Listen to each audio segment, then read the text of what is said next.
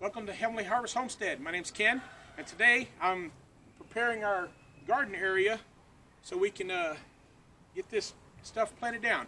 So let's roll.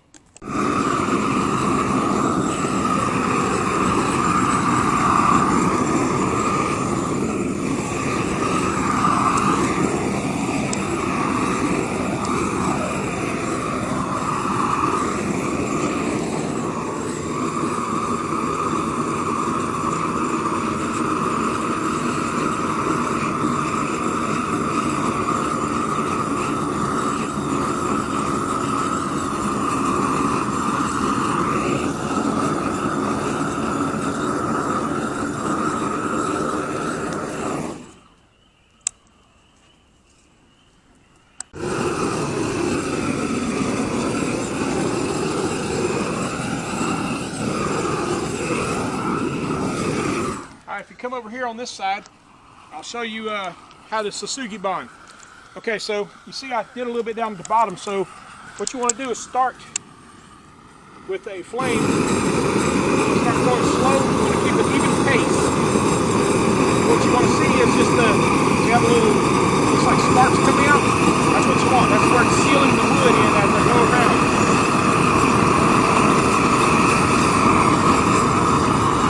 What you want to try and do is get an even burn all the way down to the end. See, now it's nice and even. So see how shiny it is? So that's that oil in the wood and locking the moisture into the wood. All right, let's do this bottom.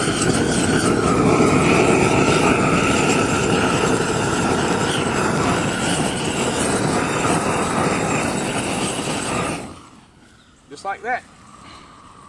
And now I won't have to worry about having to put any kind of a varnish or lacquer on this. It's all natural, so I don't have to put any chemicals on my boards and worry about it getting into my soil and killing my plants. I'm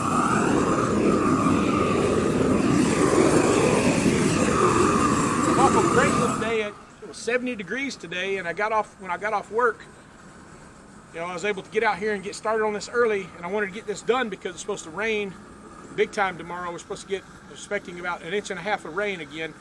So our ground's pretty moisturized already from the storm we had last Thursday and Friday. So let me get this knocked out and I'll get back to you in a little bit. Okay, let me show you what we got going on around the homestead. All right, so you can see I put the black cloth down. I think I told you guys what I was going to do. So I laid the black cloth down where I'd burned the grass, and I'm going to be building two 4-foot beds in here. We're also going to cover this whole area with mulch after I get the beds in. And here as well, there's no boxes going here, but I'm going to cover this with mulch. We're going to have to put some kind of barriers here to keep the mulch from washing on down. But the premise behind this is if I can keep the grass at bay in the middle here, I think it'll keep it from bleeding over into the beds. So you can see there's a lot of grass is invaded here, and one of the main reasons is because this does not have any black cloth underneath it. So same thing over here, these do not have any black cloth underneath them as well. The black cloth was an afterthought after I built these boxes. So we're going to see, because I've noticed a reduction in grass with having the cloth underneath it. So from in the future, I'm not going to be building any other raised beds without that. So lesson learned. And I want to show you, we have got the greenhouse, the old greenhouse, all cleaned up. We took it apart yesterday and got that all set up, and you can see where I got this little thing starting to set up here. So what we're going to do is, and we had a little idea, so we're going to change this up a little bit, and I'm going to show you what we're going to do. But basically we're taking this this pallet frame, and I'm going to make it a box. Then we're going to take the small house over, small pen over here, this little small one here, right here. We're going to take that, we're going to put it on top of the box we build right here and turn it into a new greenhouse. But I'm going to be anchoring it down so I don't have any more wind blowing. So I just want to show you that real quick, and when we get ready to start doing this, I'll put you back out here. Thanks.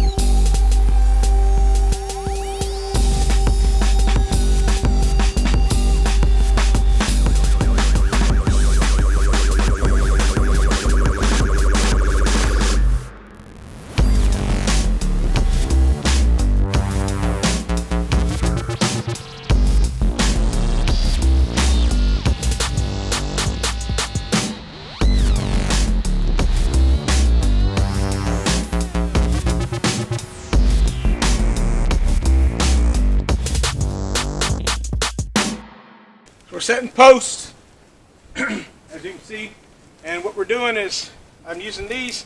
This is all scrap wood I had laying around, and I'm getting it level. Put one screw in this. I don't know if you've ever done this before, but put one screw in this, lay it out, and level it on the side, drive you a stake, and put a screw in it, and that'll hold it while the sackcrete sets. So that's what we're doing.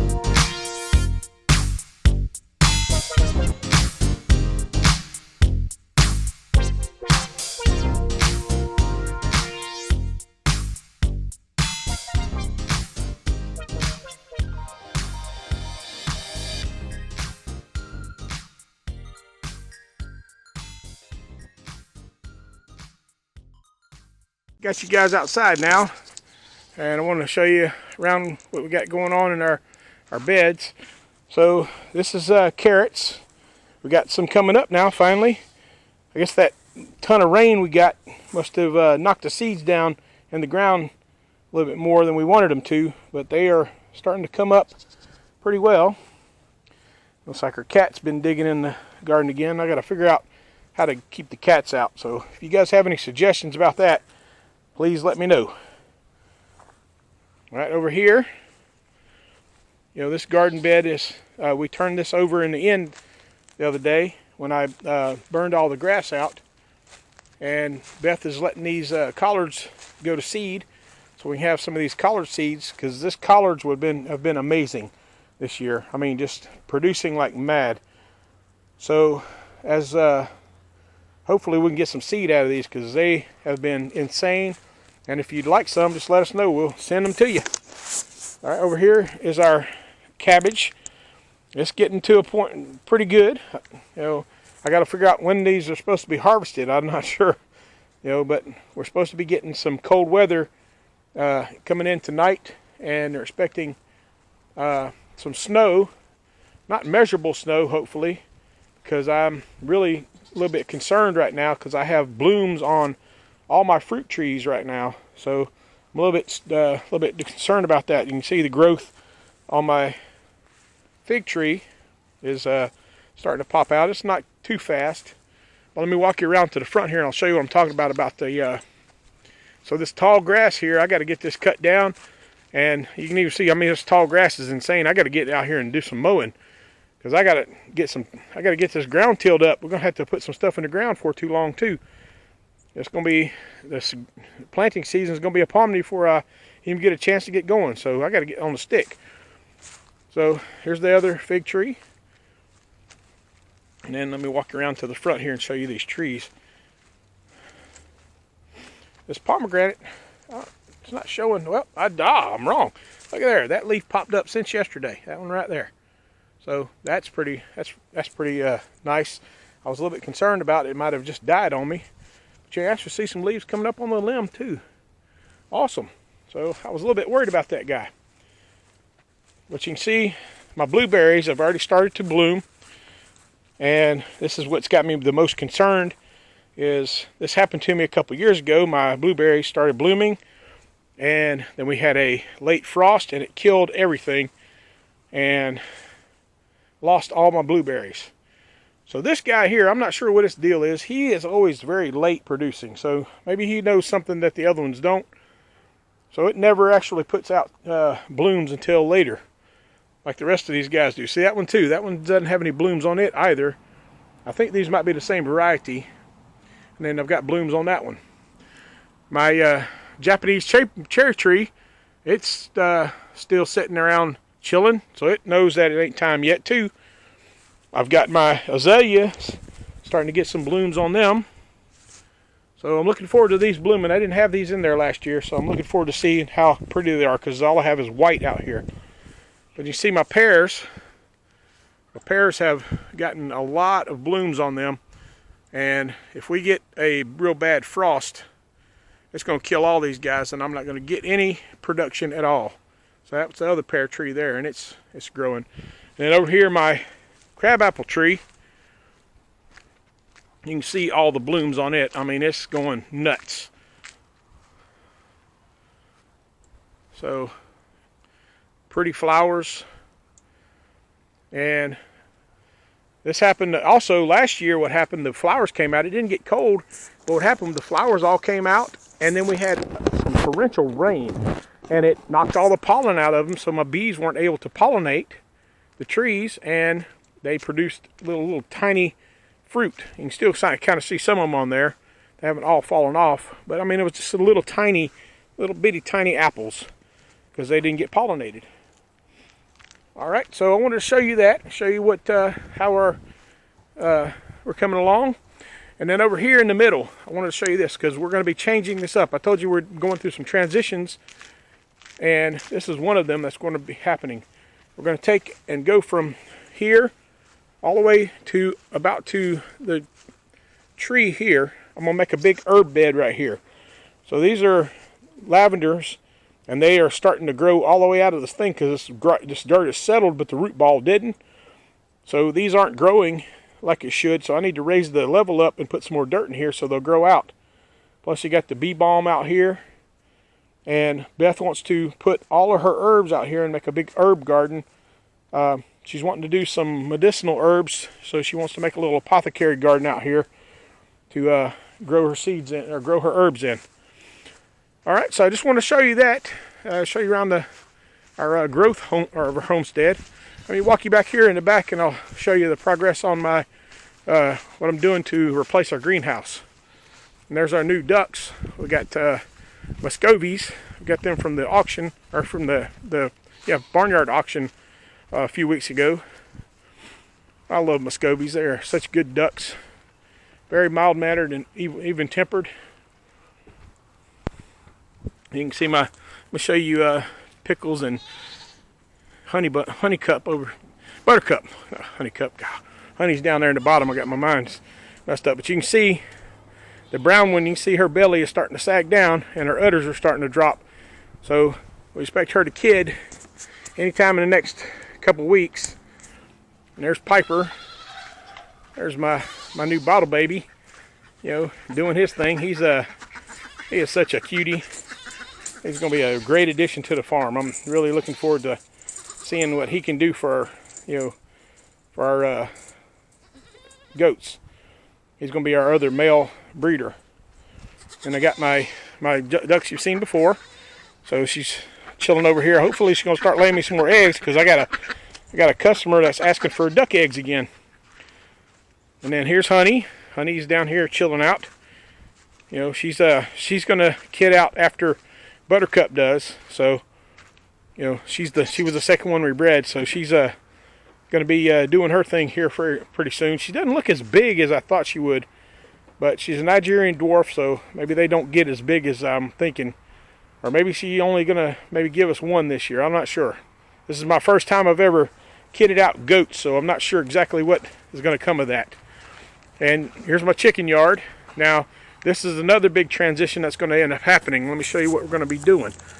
All right, so first thing, these turkeys over here, they are going to be going to the sweet by and by very soon. So my two male turkeys, we're going to be processing them. And then I'm going to take my hens, and I'm going to put them in with the chickens for a little while, grow them out a little bit more, and then we'll process them. But this big, long house right here, we're going to be moving it, and I'll show you where we're going to move it in a minute. But that one over there, the little one, that's actually going to be the top of my new greenhouse. And you can see I've been working on this for the last week, getting it ready. Cameron came out and helped us set the posts, and then I made these pallet walls. Got them all, everything's all leveled and squared now. So I'm going to have a regular size, well, as best a regular size door as I can get in here. Have to frame it in the rest of the way. I got to get that guy over here and measure how high to cut the angles, but that's where my new greenhouse is going to sit. It's a little bit smaller than the one we had there, 2 foot smaller, but I think it's going to be set up a little bit better for us to actually use it as a greenhouse. I'm going to build shelves all the way around so we can actually put plants on the shelves and actually maybe grow things in here instead of using it as just garden storage. And my gardenias right there, I'm actually going to be putting them on the front of the barn up here. I'm going to be transplanting them, and I was going to do it this week, but with the weather being yucky, I'm going to put one right here on the edge, right here, and I'm going to put another one over there, and then I'm going to take the other one and I'm going to put it over here between the greenhouse and that growing box there.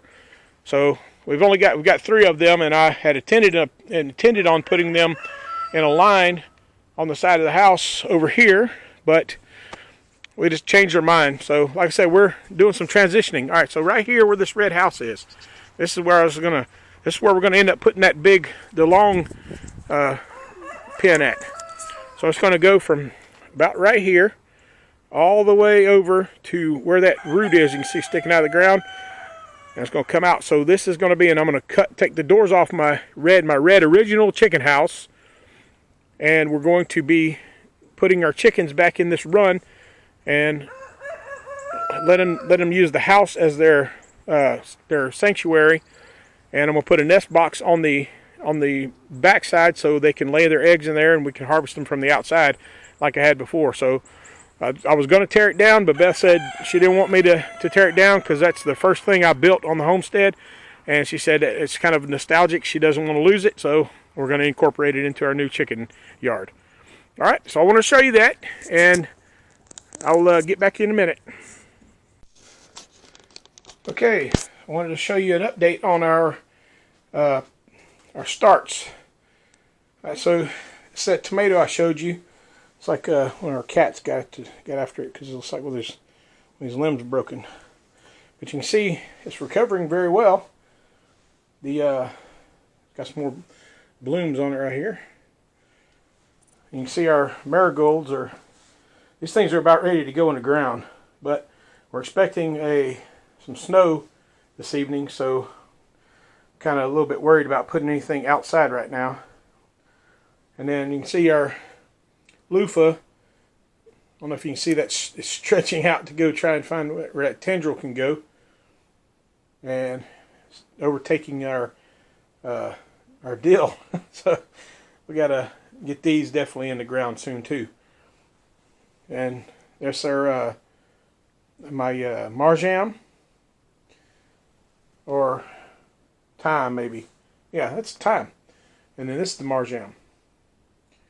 So you can see, since I showed you the last video of this, you see how much this has grown. It's already got leaves on it, and these two, and then two pawpaws back there in the back. They both got leaves on them now too. And here's the last one up here. I'd have to look in the bucket for these. So these are actually working out pretty well. Let's see what this is. Oh, that is dill. So that one's not dill. Okay, so you can see they're still growing pretty well, being inside. This room's acting like a little greenhouse. So, you know, it's not doing too bad. I was a little bit concerned about them being inside, but actually they're turning out to be very good, still very healthy. And you can see back there those zinnias I was telling you about. See, they're starting to recover. I got them by the window here, and they're starting to stretch out again. And over here we've got some more starts going on. You can see all these. So we got our tomatoes going on up here. And this is a pepper patch going here. And then down here I repurposed some strawberry containers with some soil, and I've got a couple of things in here. So this one's got chamomile in it. Beth replanted the chamomile because it didn't grow. And then there's one other one that's got something in there. So hopefully those will be sprouting pretty soon, and we can give you an idea of those things coming up. So we still got some more starts to do. I'm waiting for some more seed from Baker Creek. I thought I had some Roma tomato seeds and stuff, but I guess I whiffed on that one. So I just want to show you what we're growing, and our seed production, and how it's coming up. These have only been in here for about 3 days. I got a moth trapped underneath their thing here, so let's see if we can get him out of here.